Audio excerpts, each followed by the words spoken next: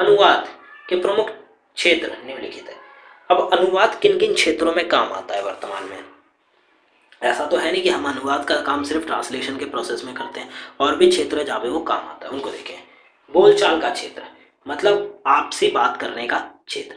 वैसे भी बातचीत में जब हम अपनी मातृभाषा से भिन्न भाषा में बोलते हैं तब हम खुद अनजान अनुवाद करते रहते हैं। तो जब आप क्या करते हैं, जब आप किस अपनी नेटिव लैंग्वेज जो आपकी मातृभाषा है उसे छोड़कर किसी और भाषा में बात करते हैं, या फिर आप कह सकते हैं कि उस भाषा में किसी के साथ कम्युनिकेट करते हैं, तो ये क्या होता है, एक अनजान हम खुद ही अपने आप ही अनुवाद करने लग जाते हैं। हम पहले मातृभाषा में सोचते हैं। अगर सपोज करिए आपको एक मैसेज है इंग्लिश में ट्रांसलेट कर, इंग्लिश में भेजना है किसी और को, तो आप सबसे पहले क्या करेंगे, आप पहले उसे हिंदी में अपने मन में सोचेंगे, जो कि आपकी मातृभाषा हिंदी है। फिर उसको मन में अन्य भाषा में अनुदित करेंगे, मतलब उसको अपने मन के अंतर्गत ही इंग्लिश में चेंज करेंगे। यही अनुदित रूप हमारे मुंह से निकलता है। फिर जो हमने सोचा, हमने चेंज करा, उसके बाद क्या होगा, अब हम उसे बोलेंगे। यही कारण है कि हम कोई भी अन्य भाषा बोले उस पर हमारी मातृभाषा के कुछ ना कुछ प्रभाव नजर आए जाते हैं। तो क्या होता है, जब हम किसी और भाषा में बोलते हैं, तो अगर कोई व्यक्ति उस भाषा जो हमारी टारगेटेड लैंग्वेज है, अगर कोई व्यक्ति उसका अच्छा खासा जानकार है, तो वो हमारे शब्दों में हमारी मातृभाषा को देख सकता है। औसत भारतीयों की अंग्रेजी भी इसका अपवाद नहीं है। ठीक है, तो औसत भारतीय क्या है, यही काम करते हैं। फिर आता है समाचार पत्र या पत्रचार के क्षेत्र में। बातचीत के क्षेत्र के बाद पत्रचार के क्षेत्र में अनुवाद मांग आता है। पत्रचार व्यापार एवं में कार्यालयों में, न्यायालयों में सर्वत्र होता है। तो पत्रचार का क्या काम है, पत्रचार व्यापार के क्षेत्र में, कार्यालय और न्यायालय के क्षेत्र में भी सर्वत्र होता है। जहां पत्रचार अपने प्रदेश की भाषा में करने से काम चलता है, वहां अनुवाद की जरूरत नहीं पड़ती। तो क्या होता है, पत्रचार में क्या है कि जिस भी प्रदेश में एक ही भाषा के अंतर्गत काम चल जाता है, तो दूसरी भाषा के अनुवाद के लिए वहां पे अनुवादकों की आवश्यकता नहीं पड़ती। किंतु एक ही प्रदेश में कई भाषाएं बोलने वाले पीढ़ियों से रहते हैं। तो भारत में आपने देखा होगा कि एक ही छोटे से क्षेत्र में आपको बहुत बड़ी संख्या में अलग अलग बोलियां, भाषाओं का प्रयोग करने वाले लोग मिल जाते हैं। उनके लिए प्रादेशिक भाषा भी पराई रहती है, मतलब उनके लिए, हमारे लिए उनकी भाषा पराई है और उनके लिए हमारी भाषा पराई है। जैसे केरल में तमिल भाषी और कन्नड़ भाषी काफी संख्या है। तो जब आप केरल में जाएंगे तो आप देखेंगे कि कन्नड़ भाषा बोलने वाले और तमिल भाषा बोलने वाले आपको अलग अलग लोग देखने को मिलते हैं। उनके लिए केरल की प्रादेशिक भाषा मलयालम का पत्रचार अनुवाद की आवश्यक बना देते हैं। तो क्या होता है, जब ऐसे लोग जिनको क्या नहीं आती, मेन लैंग्वेज नहीं आती, तो उनके लिए दूसरे लैंग्वेज में क्या पत्रचार या फिर जो न्यूज़पेपर है उनको ट्रांसलेट करके उनको दिया जाता है। जैसे कि बताया गया, जैसे कि केरल में तमिल भाषा और कन्नड़ भाषा के लोग रह रहे हैं, तो क्या होता है, उनके लिए केरल की प्रादेशिक भाषा, मतलब मलयालम में जो न्यूज़पेपर छपते हैं, ठीक है, जो पत्र छपते हैं पत्रचार, उनको ट्रांसलेटेड करके कन्नड़ और तमिल में चेंज कर दिया जाता है। जो व्यापारी बड़ी कंपनियों से माल मंगाते हैं या उन्हें माल बेचते हैं, उन्हें उन कंपनियों से पत्रचार कंपनी की भाषा से काम करना पड़ता है। मतलब अगर कोई व्यापारी कोई बहुत ज़्यादा माल बेच रहा है किसी कंपनी को, तो अगर उनके बीच में कोई एग्रीमेंट होता है, ठीक है, पत्रचार एग्रीमेंट होता है, तो क्या होता है कि वो कंपनी की भाषा के आधार पर होता है, कंपनी की भाषा से करना पड़ता है। मतलब अगर वो कंपनी तेलुगु लैंग्वेज में अपनी कंपनी चला रही है, ठीक है, अपना पत्रचार का काम करती है, तो आपको भी तेलुगु में करना पड़ेगा। विदेशी कंपनियां अपने देश की भाषा में पत्रचार करती हैं। तो विदेशी कंपनियां क्या होती है, अगर अमेरिकन कंपनी है तो वो इंग्लिश का यूज़ करेगी, अगर कोई हिंदुस्तानी कंपनी है तो वो हिंदी लैंग्वेज का यूज़ करेगी। वहीं अगर कोई पर्टिकुलर स्टेट की कंपनी है, ठीक है, कोई केरल की हो गई, तो हो सकता है वो केरल भाषा का प्रयोग करें, कन्नड़ भाषा इस प्रकार से करें। ऐसी हालत में व्यापारियों को अंग्रेजी के अलावा जर्मन, जापानी आदि भाषाओं में भी लिखा पढ़ी करनी पड़ती है। तो ऐसा क्या होता है कि अगर आपकी कोई इंटरनेशनल कंपनी है, तो आपको क्या करना होगा, अलग अलग प्रकार की कंपनी जो लैंग्वेजेस है वो सीखनी होगी। सपोज करिए आपका जो काम है वो जर्मनी में फैला हुआ है, तो आपको जर्मनी आनी चाहिए, जापान में फैला हुआ है तो आपको जापानी आनी चाहिए। इसके लिए अनुवाद के सिवा कोई उपाय नहीं है। तो क्या होता है, इसके लिए ट्रांसलेशन के सिवा कोई और काम नहीं है। फिर आता है कार्यालयों में, ऑफिस में अलग अलग प्रकार के लैंग्वेजेस का वर्तमान में यूज किया जा रहा है। हमारे देश के अधिकांश कार्यालयों की भाषा अंग्रेजी है। मुश्किल से पंचायत एवं गांव के स्तर पर प्रादेशिक भाषा का व्यवहार किया जाता है। ठीक है, तो ज़्यादातर जो ऑफिस है वहाँ पे क्या है, अंग्रेजी इंग्लिश लैंग्वेज का प्रयोग किया जा रहा है।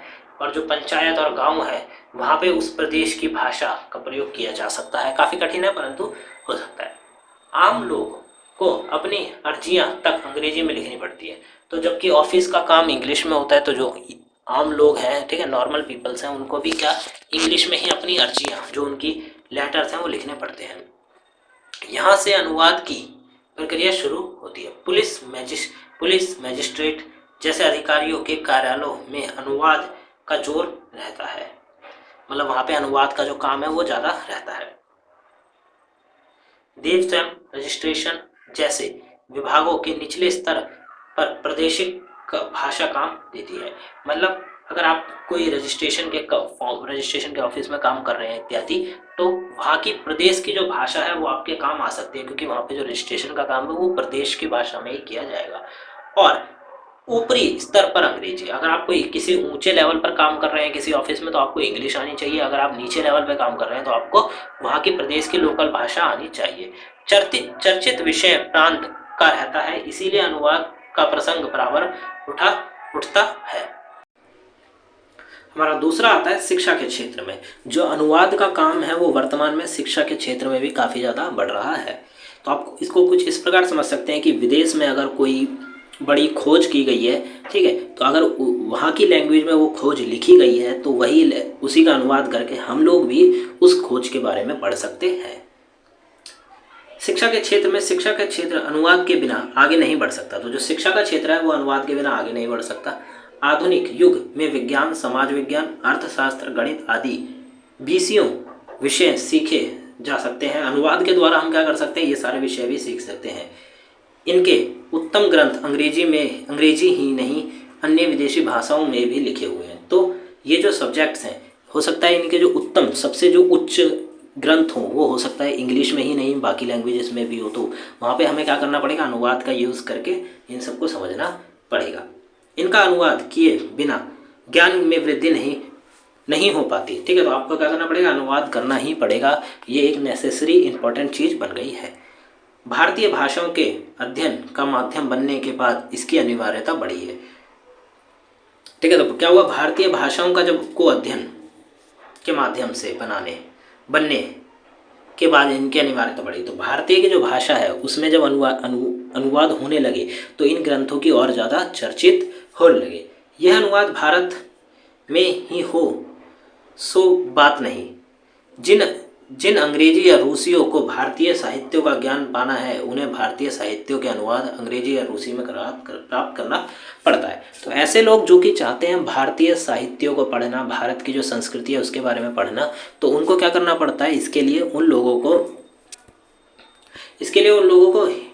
भारत जो भी अनुवाद हैं उन्हें अपनी लैंग्वेज इंग्लिश हो सकती है या फिर रूसी हो सकती है, उस लैंग्वेज में ट्रांसलेट करना पड़ता है। विज्ञान और प्रौद्योगिकी के क्षेत्र में, विज्ञान और प्रौद्योगिकी के गहन अनुसंधान के क्षेत्र में तो सारा लेखन कार्य उन्हीं भाषा में किया जाता है। तो क्या होता है, जिस देश में भी या फिर जिस अनुसंधान में ये काम हो रहा है वहाँ की प्रादेशिक या फिर जो वहाँ की मेन लैंग्वेज है उसी में सारा रिटन कंटेंट किया जाएगा। इसीलिए इसके छात्र विदेशी भाषा सीखने को मजबूर होते हैं। तो इसीलिए क्या होता है, जो छात्र हैं वो उनको विदेशी भाषा पढ़नी पड़ती है ज़बरदस्ती, क्योंकि उन्हें वहाँ का जो ज्ञान विज्ञान की चीज़ें उन्हें सीखना है। वे विदेशी भाषा की सामग्री अपनी परिचित भाषा में अनुदित कर लेते हैं। उसके बाद क्या होता है, जब वो सीख जाते हैं विदेशी भाषा तो वो वहाँ की जो भी डॉक्यूमेंट्री है, जो भी कंटेंट है उसको अपनी लैंग्वेज में चेंज कर पाते हैं। संचार के माध्यम में अनुवाद का प्रयोग अनिवार्य होता है। इसमें मुख्य है समाचार पत्र, रेडियो और दूरदर्शन। तो संचार के माध्यम में अगर हम अनुवाद का काम देखें तो ये समाचार पत्र के क्षेत्र में होता है, रेडियो और दूरदर्शन के क्षेत्र में होता है। ये अत्यंत लोकप्रिय है और हर भाषा में इनका प्रचार बड़ा है। प्रादेशिक भाषाओं में समाचार पत्र समाचारों के लिए सरकारी सूचना न्यूज़ एजेंसियों को दी जाती दी हुई सामग्री प्रादेशिक संवाददाताओं को की डाक आदि पर निर्भर करती है। तो जो प्रादेशिक भाषाएं हैं, मतलब किसी प्रदेश की जो भाषा है, में समाचार पत्र समाचारों के लिए सरकारी सूचना, जो भी सरकारी सूचना है उसे प्रादेशिक लैंग्वेज में चेंज किया जाएगा। न्यूज़ एजेंसियों को दी हुई सामग्री या फिर प्रादेशिक संवाददाताओं की डाक पर निर्भर करती है। इसमें प्रदेश भाषाओं में सीमित सामग्री ही प्राप्त होती है। तो जो प्रदेश की जो भाषाएं हैं उसमें आपको लिमिटेड कंटेंट देखने को मिल जाता है। इस प्रकार हो सकता है कि आप इसको इस समय समझ सकते हैं कि अगर आप कोई इंग्लिश पेपर पढ़ते हैं, ठीक है, तो इंग्लिश एक मेन लैंग्वेज हो जाती है, तो उसमें आपको बहुत कुछ कंटेंट देखने को मिल जाता है। परंतु अगर आप कोई लोकल लैंग्वेज का न्यूज़पेपर पढ़ते हैं, जैसे कि केरल की तरफ की कोई तेलुगु लैंग्वेज हो गई या फिर और भी कोई छोटी, तो उसमें आपको लिमिटेड कंटेंट देखने को मिलता है। साहित्य के क्षेत्र में सबसे ज़्यादा आप कह सकते हैं इंपॉर्टेंट है साहित्य के क्षेत्र में, क्योंकि आप इसको इस प्रकार समझिए कि साहित्य बहुत बड़ी मात्रा में उपलब्ध है विश्व में, ठीक है, अलग। और साहित्य क्या है, हमें संस्कृतियों के बारे में बताते हैं। तो जो भी व्यक्ति किसी और देश की संस्कृति के बारे में जानना चाहता है या फिर हम लोग किसी अन्य देश की संस्कृति के बारे में ज्ञान अर्जित करना चाहते हैं, तो हमें क्या करना होगा, उस देश की या तो लैंग्वेज सीखनी होगी या फिर हमें अनुवाद, जो संस्कृति का अनुवाद है वो हमें पढ़ना होगा। तो ये एक काफ़ी ज़्यादा आप कह सकते हैं अनुवाद इस क्षेत्र में काफ़ी ज़्यादा बढ़ जाता है। फिर अब अनुवाद के महत्व की बात करते हैं। शिक्षा और अनुवाद। शिक्षा के क्षेत्र में अनुवाद का अत्यधिक महत्व है। विश्व भर में उपलब्ध ज्ञान और शोध को शिक्षार्थियों तक पहुंचाना आज बेहद आवश्यक है। तो जो भी स्टूडेंट्स हैं उन तक विश्व भर में जो भी चीज़ें हो रही हैं उनके बारे में डिटेल जो है वो उन तक पहुंचाना आवश्यक है। अनुवाद के माध्यम से ही शिक्षार्थी को नवीनतम जानकारी उपलब्ध करवाई जा सकती है। अनुवाद के माध्यम से, अनुवाद के थ्रू ही हम लोग क्या कर सकते हैं, स्टूडेंट्स तक जो जो न्यू डिटेल्स जानकारी आ रही हैं वो पहुंचा सकते हैं। विद्यालय में भारतीय भाषाओं के साथ साथ अंग्रेजी और विश्व की अन्य भाषाएं भी पढ़ाई जा रही हैं। तो भारत के जो विद्यालय हैं आप उनमें देखेंगे, जो प्राइवेट स्कूल्स हैं वहाँ पे आपको जैपनीज़, रशियन, ठीक है, जो रूसी भाषा है, इस प्रकार की भाषाएं आपको पढ़ने को मिल जाती है। वहीं आपको इंग्लिश तो मेन सब्जेक्ट्स में कर ही दी गई है स्टूडेंट्स को। इन भाषाओं के ज्ञान से बच्चे न केवल ज्ञान की दृष्टि से ही समृद्ध हो पा रहे हैं, अपितु वे व्यापक स्तर पर विश्व नागरिक भी बन रहे हैं। मतलब वो विश्व के एक नागरिक भी बन रहे हैं और ज़्यादा से ज़्यादा जो आप कह सकते हैं नॉलेज है गेन कर रहे हैं। उनके लिए शिक्षा केवल उनके क्षेत्र अथवा राष्ट्र की सीमित नहीं, अपितु वे ज्ञान विज्ञान के विभिन्न अनुभवों से भी परिचित हो पा रहे हैं। तो जो उनके लिए शिक्षा है वो केवल एक देश के राष्ट्र, मतलब राष्ट्र जो है, देश है, वहाँ तक ही सीमित नहीं है, परंतु वो उससे भी आगे है। वो देश विदेश की भी चीज़ें अर्जित कर रहे हैं। पर्यटन में पिछले कुछ दशकों में पर्यटन एक बड़ा व्यवसाय, मतलब जो पर्यटन है, ट्रैवलिंग का जो काम है वो बहुत बड़ा बिजनेस बन चुका है। दुनिया भर से जिज्ञासु लोग विभिन्न देशों एवं उनकी संस्कृतियों को जानने के लिए भ्रमण करते हैं। तो कई ऐसे लोग हैं जो कि जानना चाहते हैं अलग अलग देश की संस्कृतियों के बारे में, तो वो क्या करते हैं, ट्रैवल करते हैं अलग अलग देश में। पर्यटन के क्षेत्र में इस हलचल के चलते अनुवाद का महत्व और ज़्यादा अधिक बढ़ गया। तो अब क्या हो गया, अनुवाद का महत्व और ज़्यादा बढ़ गया। विभिन्न पर्यटन स्थलों के विषय में जानकारी लगभग सभी महत्वपूर्ण भाषाओं में उपलब्ध है। जितनी भी महत्वपूर्ण भाषाएं हैं उन भाषाओं के अंतर्गत आपको क्या देखने को मिल जाता है, उस क्षेत्र की जानकारी देखने को मिल जाती है। सूचना पट्टू, ब्रोशर्स, पैम्पलेट, मार्गदर्शिका आदि आज विभिन्न भाषाओं में उपलब्ध होती हैं, जिनकी सहायता से विभिन्न भाषी पर्यटक अपनी मूल भाषा अथवा अंग्रेजी आदि में सूचना प्राप्त कर सकते हैं। ठीक है, तो आपको पैम्पलेट देखने को मिल जाते हैं अलग अलग लैंग्वेजेस में, और भी चीज़ें जो बुक्स हैं वो अलग अलग लैंग्वेजेस में देखने को मिल जाती हैं। पर्यटन के बाद आता है आपका जनसंचार माध्यम में अनुवाद। पर्यटन के क्षेत्र में आपको कई सारे कह सकते हैं कि जो लोग विश्व भर में ट्रैवलिंग कर रहे हैं, नई नई संस्कृतियों के बारे में जानने के लिए, उनके लिए अनुवाद बहुत इंपॉर्टेंट चीज़ है। वहीं जनसंचार माध्यम में देखें तो जनसंचार का लगभग पूरा व्यवसाय अनुवाद पर केंद्रित है। ठीक है, तो जो जनसंचार का काम है वो किस पर, अनुवाद पर केंद्रित करता है। 24 घंटे समाचार प्रस्तुति की मांग और समाचार पत्रों के प्रकाशन से चलता यह व्यापक स्तर पर अनुवाद कार्य होता है। तो अब क्या होता है, 24 घंटे जो समाचार का आप कह सकते हैं समाचार देख पा रहे हैं, ठीक है, समाचार पत्रों के प्रकाशन हो रहे हैं। ऐसा नहीं है कि ये एक ही लैंग्वेजेस में हो रहे हैं, विश्व के जो अलग अलग जानकारी है, ठीक है, वो अलग अलग लैंग्वेजेस में आती है, परंतु यहाँ पे आने के बाद उन्हें ट्रांसलेट किया जाता है और उसके बाद वो आप तक पहुँचाई जाती हैं जिस लैंग्वेज को आप समझ सकते हैं। जैसे कि अगर कोई रिपोर्टर विदेश में बैठा है, ठीक है, वो जो जानकारी भेजेगा हो सकता है वो जानकारी उस देश की लैंग्वेज में हो, जैसे कि रूसी लैंग्वेज, जापानीज़ लैंग्वेज, परंतु यहाँ आने के बाद उसे ट्रांसलेट किया जाता है, अनुवादित किया जाता है और उसके बाद आप तक पहुँचाया जाता है। पत्रकारिता, मुख्य धारा और इलेक्ट्रॉनिक मीडिया से लेकर सोशल मीडिया तक समाचार और जानकारी की मांग के चलते जनसंचार के क्षेत्र में अनुवाद और अनुवादकों की मांग अनवरता बनी रहती है। मतलब अनुवाद करना और अनुवादक जो ट्रांसलेटर है उनकी आवश्यकता हमेशा पड़ी रहती है। दुनिया भर से आ रही सूचनाओं को देश के गांव, शहर और कस्बे तक पहुंचाने की चुनौती ने मीडिया के क्षेत्र में अपार संभावनाओं पैदा की है। तो दुनिया भर में जो भी चीज़ें हो रही है उन सब की जानकारी हर गांव तक पहुंचाना, देश के हर गांव, हर शहर या फिर हर कस्बे तक पहुंचाना किसका काम हो गया है? मीडिया के क्षेत्र का काम हो गया है, मीडिया का काम हो गया और ये काफ़ी बड़ी चुनौती बन गई है।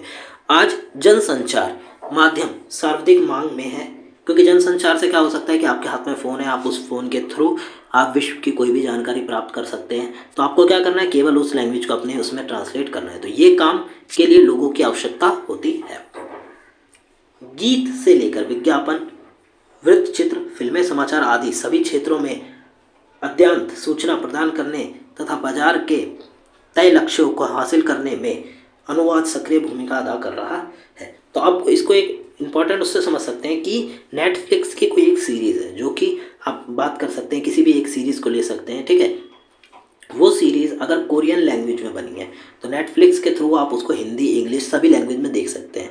तो ऐसा तो है नहीं कि उसको डायरेक्टली इंग्लिश में करा गया होगा, नहीं, पहले वो कोरियन में बनी होगी लैंग्वेज में, उसके बाद उसे अनुवादित मतलब ट्रांसलेटेड किया गया होगा दूसरी लैंग्वेज में और उसके थ्रू आप देख सकते हैं।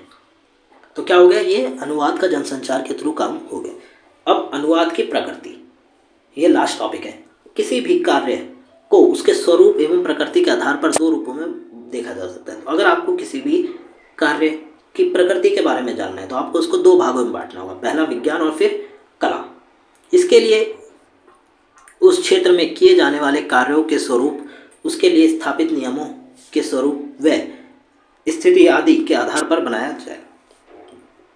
तो क्या होता है, अगर आपको उनके स्वरूप के जो प्रकृति है उसके बारे में जानना है तो इसके लिए क्या करना होगा, उसके जो कार्य का स्वरूप है वो जो अनुवाद, जैसे अनुवाद कर लेते हैं, अगर अनुवाद का कार्य क्या है, उसके कार्य का करने का स्वरूप क्या है, ठीक है, उसके नियम क्या है, उसकी स्थिति क्या है, इसके बारे में जानना होगा।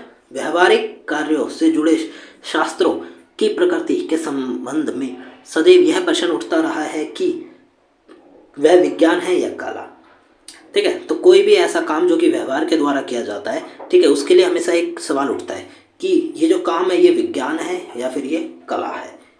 इस संदर्भ में अनुवाद की स्थिति को इस प्रकार देखा जा सकता है। तो हम अनुवाद को कुछ इस प्रकार देख सकते हैं कि कला के रूप में अनुवाद किस प्रकार काम आता है। कला वह है जिसमें सार्जक किसी रचना का इस प्रकार निर्माण करता है जिसमें उसकी कल्पना, सहजता, स्वाभाविकता और भावनाओं की झलक मिलती है।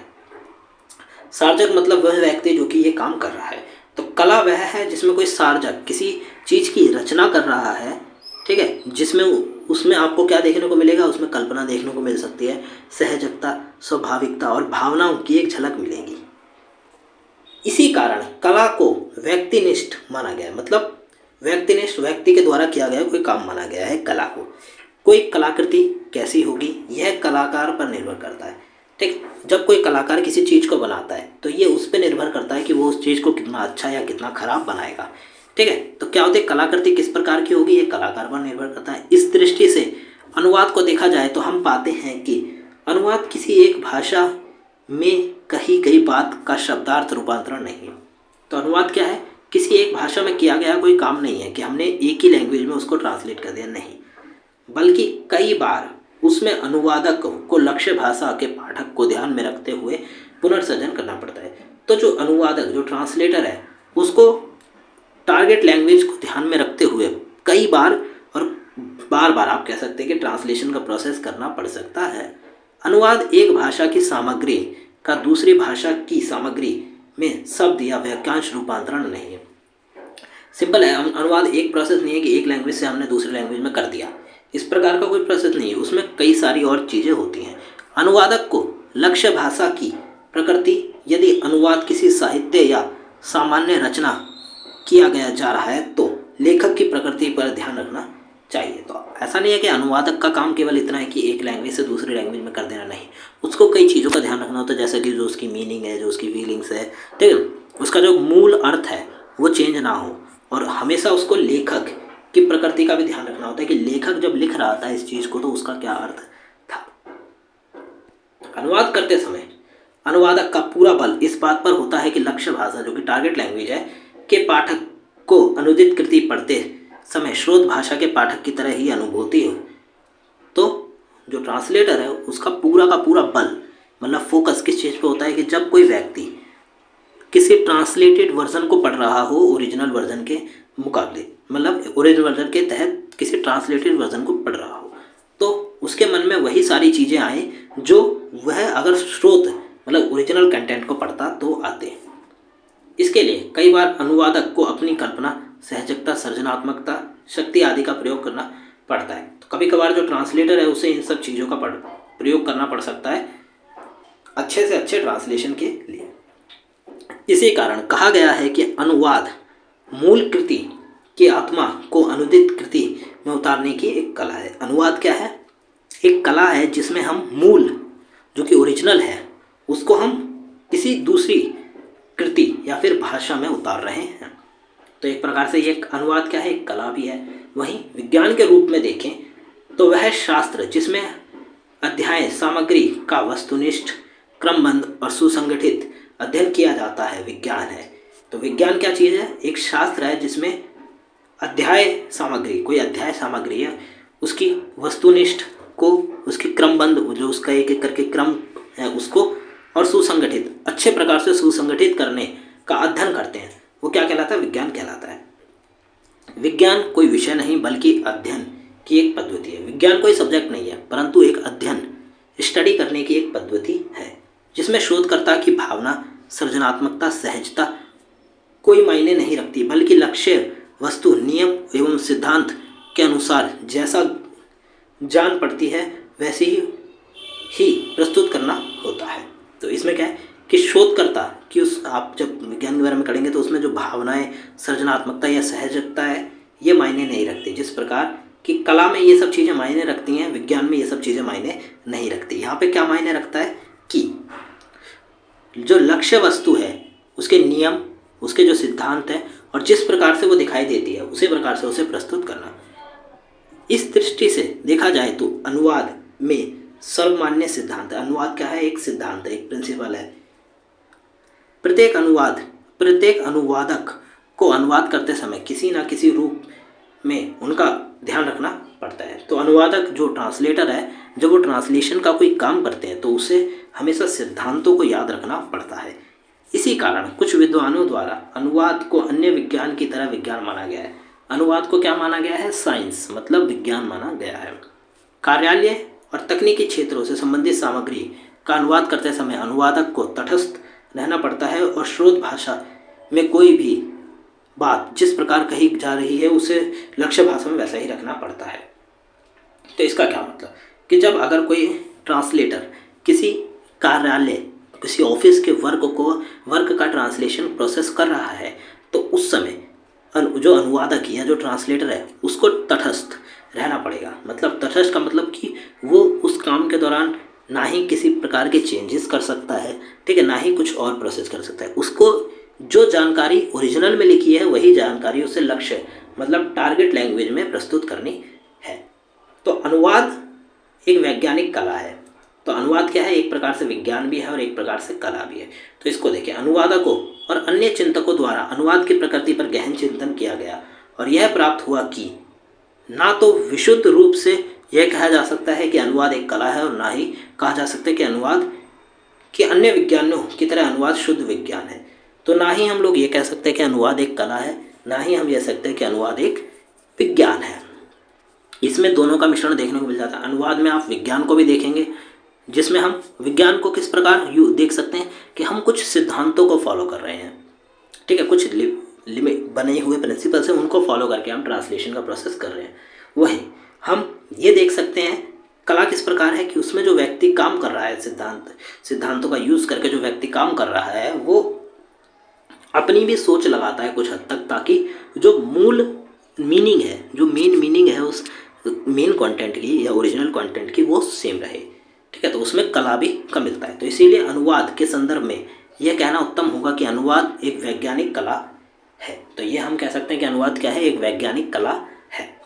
तो ये था आपका चैप्टर नंबर 2 कंप्लीट, जिसमें हमने सारे के सारे पॉइंट जो आपके चैप्टर नंबर 2 के थे वो हमने कवर कर दिए हैं, जिसमें अनुवाद का स्वरूप, प्रकार, प्रकृति और उसके महत्व को सबने हमने डिस्कस करा। आपको वीडियो कैसी लगी आप हमें ज़रूर बताएं।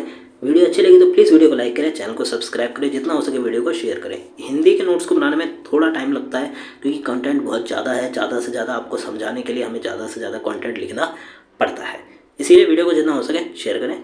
और डिस्क्रिप्शन बॉक्स में आपको हमारी लिंक्स मिल जाएंगे इंस्टाग्राम चैनल की, वहाँ पे आप जाके हमें फॉलो कर सकते हैं। टेलीग्राम के 2 चैनल्स की भी मिल जाएगी, आप किसी को भी फॉलो कर सकते हैं, वहाँ पे हम वीडियो के अपडेट देते हैं रहते हैं। 2 वेबसाइट्स की लिंक अवेलेबल है, उसमें आप जाके हमारी वेबसाइट से और जो सब्जेक्ट्स हैं उनकी स्टडी कर सकते हैं। मिलते हैं अगली वीडियो में। Thanks for visiting on my channel guys.